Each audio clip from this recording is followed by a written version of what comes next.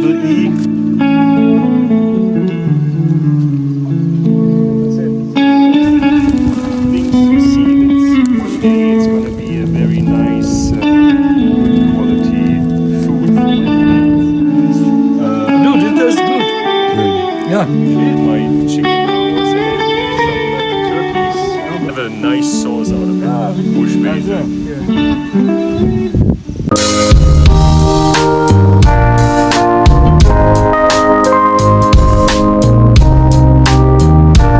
Welcome to Perma-Togo. This is a permaculture site where I try to implement lots of methods for the tropics to grow food in a nice little area with lots of trees and lots of animals as well. So over here, this is my pig pit. If you see, these little ones are now digging up the soil, preparing for me as well kind of a natural pond, little barrage.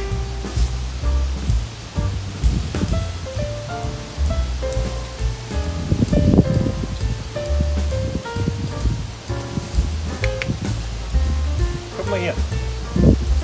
Nellos. Here in Western Africa, everybody knows juju. It's kind of a meal country, beer, and the leftovers from this production as well go to the pigs. They love it, lots of minerals inside. But sorry guys, feeding in the evening. We can keep on going. So about growing food, it's all about fertilizer. Since in permaculture you don't use any chemical fertilizers, you need to produce your own fertilizer by your own. I've done lots of composting. So all the biomass material that are in the way right now, I put them together. And since it's mixed up with a lot of stuff, things you see that one day it's gonna be a very nice, good quality food for my plants. My plants are right now all over here. We are going into the jungle soon where I put in lots of terraces and planting all these little trees. In this site just not even half a year ago, so this is all very mature. Not even half a year. Yeah. So it's rain season, even when it was dry for 2 weeks, there's a lot of wild herbs growing now. But as I say, they are not bad, they are just fertilizer for the next season. That's it. This is a system as well called, another kapok. I haven't even known that he was growing here. Okay. The system of fertilizing your soil by all the wild herbs around the wanted plants like the banana I have here and the avocado tree, which I'm protecting from all the other things around. And the system is called chop and drop. If you kind of just chop and drop the other herbs next to it to let it compost. You see around the banana there's already so much biomass that is decomposing, and like I showed you on the compost, in a tiny space next to each plant. This is the perfect permaculture thing. You don't need to do anything else. Just put all the waste plants next to it. That's it. One day I have like a banana jungle in here with these big avocado trees in between. And from time to time some wild trees like the zangera. There's even a coffee. This is a coffee bush around here. Yep. One day it will be nice. And at least every second plant will give me some food.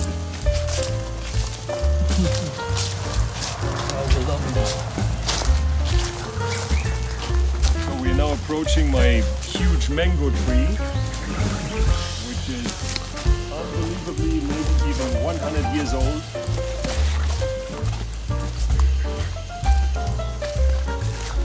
And I love the tropics. I love the opportunity and the possibility of having mangoes. Unfortunately, season is already over. 3 weeks now, 4 weeks. Last mangoes are in here. Let's go. So, as I said, the food forest right now, it's kind of a mess of lots of other plants around it, and even there's some wild and native trees like the kapok tree, everybody knows. Very stingy, very thorny. Most of the time here in Western Africa it's cut down because all the new branches are giving leaves and for a nice sauce. So the kapok tree is one of those trees you can eat the leaves and get lots of power from it. We just follow the little tracks and you see all the other terraces here on the right side now. By the way, one of those little fruit trees that are fruiting right now, the ackee tree. When this nut grown up looks like this. En fait, le feu, qu'on a vu avant là, comme ça, au début, ça reste comme ça après. Mais ils vont encore aller voir le... And on the other side you see the African bush basil. Yeah. I really love this plant. It's kind of a medicinal plant. You can treat wounds with this. You can eat it. Even put it in your eyes. Put it wherever you have some malady, and it's really a nice thing. And It's my like mom... a basil peppermint kind of style. Yeah. You can even have a nice sauce out of it. Bush basil. Yeah. And to make nature happy, you take all the grain, put it in Voila.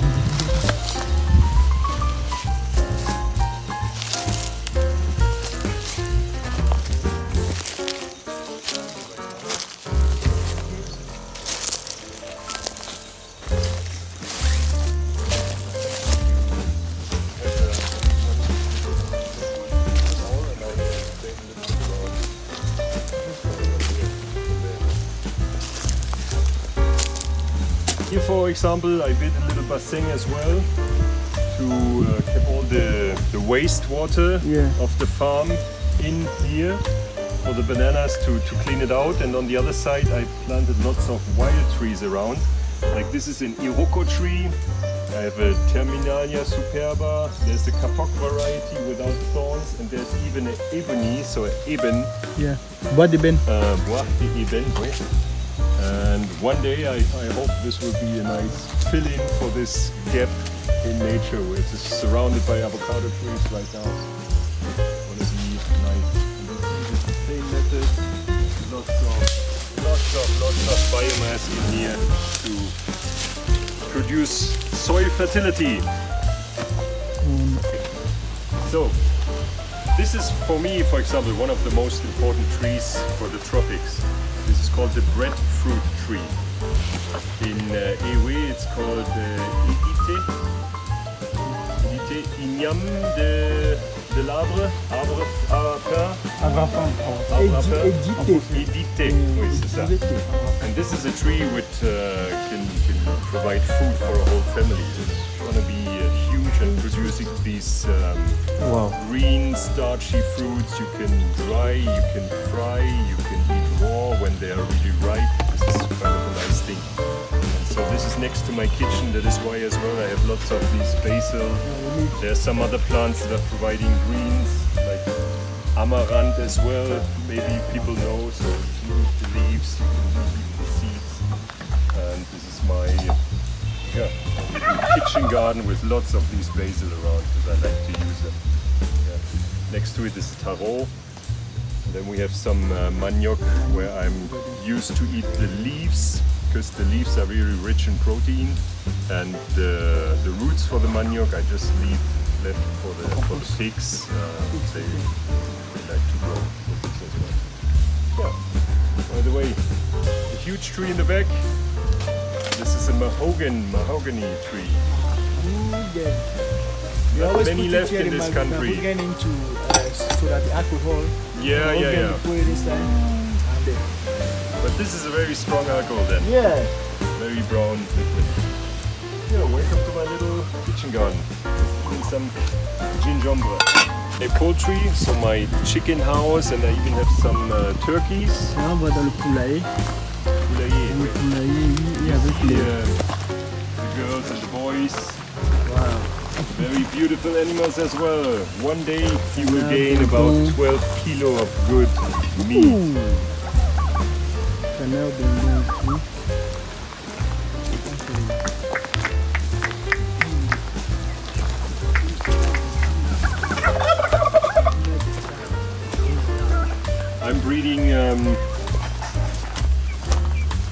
Food. I'm breeding Barren Rocks Poulet Pondeuse chicken. So this is a variety which is common around here,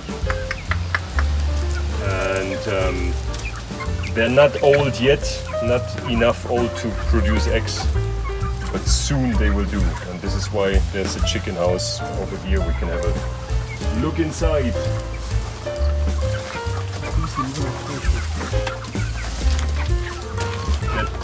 Technically I built just an outside space, a little protected, with a huge fence. Yeah? I even have some old wood on the ground to attract termites, and the termites will be eaten up by the chicken later on.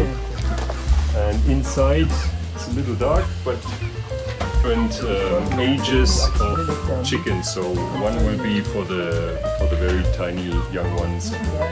Little storage for futu as well. This is where they are living right now.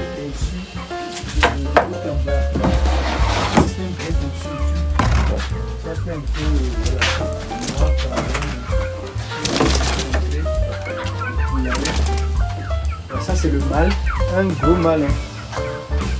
Voilà, avec tout ce qu'il y a comme dispositif.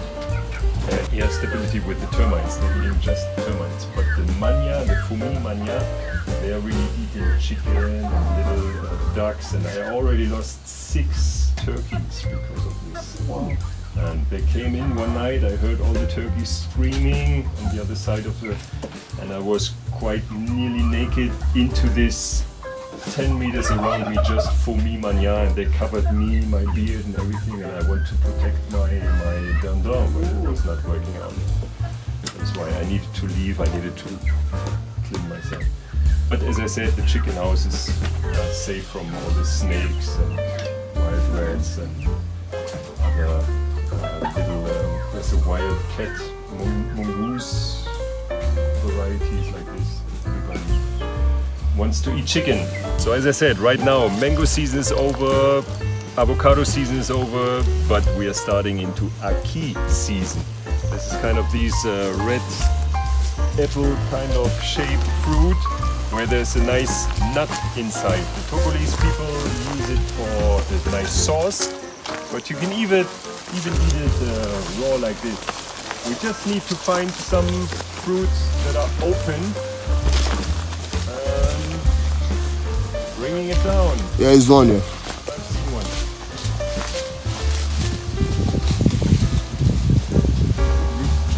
So, helping me. There's one over there, you see? Here. Yeah, this one. Yeah. This one. Not that easy. Got it. Remy, come and have this. This is more open. Come and see this. It's more open, yeah. I see this one. Yeah. Yes, more open.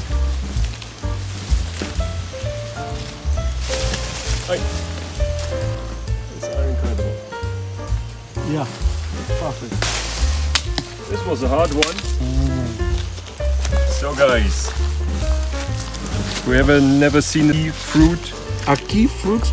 A-Key-double-E, you can search it online, and you're eating just the white brain kind of. A-Key-double-E, right? Yeah. Ackee.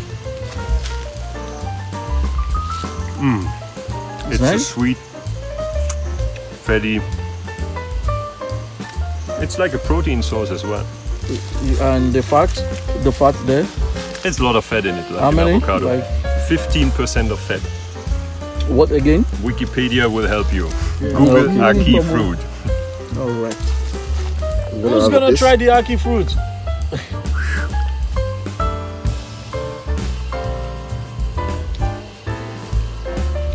I said, this is special Western African tree. Yeah? You don't really find it in Asia, you don't really find it in other tropical areas. It's just here. I don't think I want more. It's just for filling the stomach. For having energy and minerals and vitamins, you need vegetables. So dig in, my friends. Eating fufu with spoon, I'm not capable of.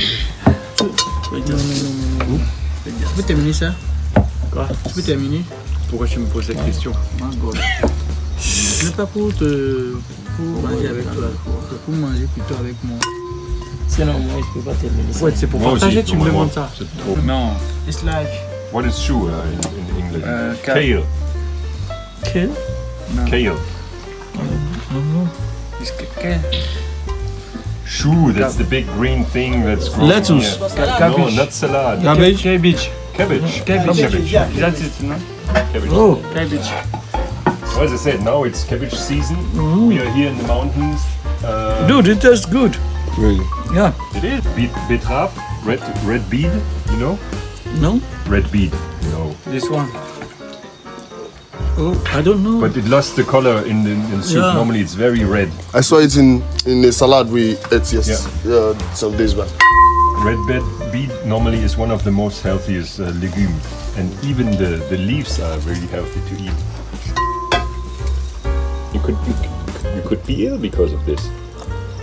And it's so many things are forbidden. You don't believe it. That's why Europe is so crazy.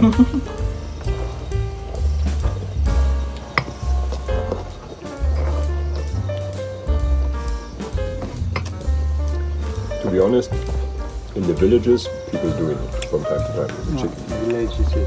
But if it's something bigger, like a goat, When we are moving around and we want to go to abroad and all those things, we always say, and we want to go and work, we want to go and look for ourselves, we have a better life. So that's our opinion for African moving to Europe or America and all those things. So my question is that why Mr. Philip live where he is to where we are?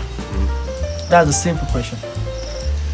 So basically, I left Europe because of the freedom I could achieve here in Africa, way more easy.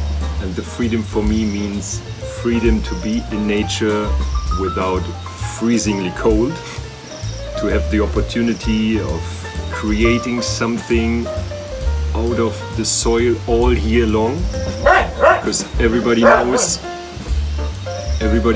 that there's a winter season in Europe, and if you want to do self-sustaining farming, it's really hard in Europe.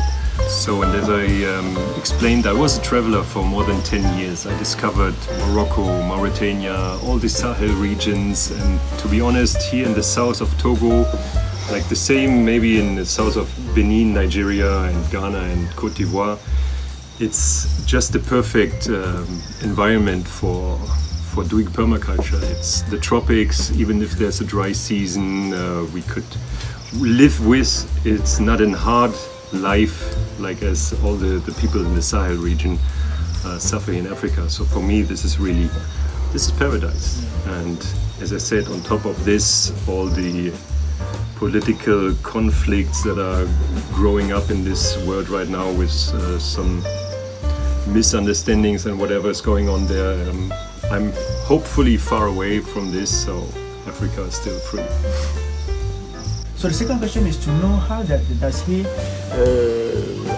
feel that freedom to be free, especially to be free in Africa. So first of all, we are all human. We all need to eat. We don't need to suffer from cold, and we want to be happy and creative and everything. So first of all, here it's possible to be. The name is called self-sufficient. You can easily put some grain and some sticks in the earth and have your harvest soon without having the fear that it's freezing away. And on the other side as well, I am not restricted by any laws that forbid me, for example, to kill one of my animals for eating, because it's not seen by a veterinarian or something like this. So there are some restrictions here in Africa as well. We all need to behave as people, as human, yeah? But we can do a little bit more what our feelings want us to do. So it's maybe difficult to explain, but for me, I feel way more free this controlled area of Europe and Western world. Yeah, as well. This is the judgment of others is very high rated in Europe. So you could not even walk around with a beard like this. There are not many Rastas and people that could really say what they're thinking about being, not being just being judged, but being treated like you are the enemy, you are against us. And this is really a freedom. It's difficult to explain people from here because they are already in freedom. Even when they're thinking all these nice little shiny things are missing, I need a new smartphone. I can tell you guys, my phone is 9 years old, it's still working. I don't need a new one because it's doing its job. No matter what, I'm happy with myself. I wake up in the morning, I see, right now it's rain season, not the sunlight, but I see that all the nature is thriving. I see just happy people around me. And you never go on the street in Europe and you see just happy people. Everybody is fear of losing their job, fear of not being able paying back his debt on the bank, and this is why all the pressure from on top is getting shoveled you down like you're a little animal that just follows the rules. And there's a saying I really like. If you're in a sheep herd, in a cattle, what's the name of many animals together? It's a herd. Yeah? A herd, yes. And if you follow the herd, you just eat the shit. But if you search for another way, there's the green grass. So I hope you get it. And this is why search your way. That's the point. Search your That's way. your way. Okay. That's a Thanks a good lot, finishing. guys.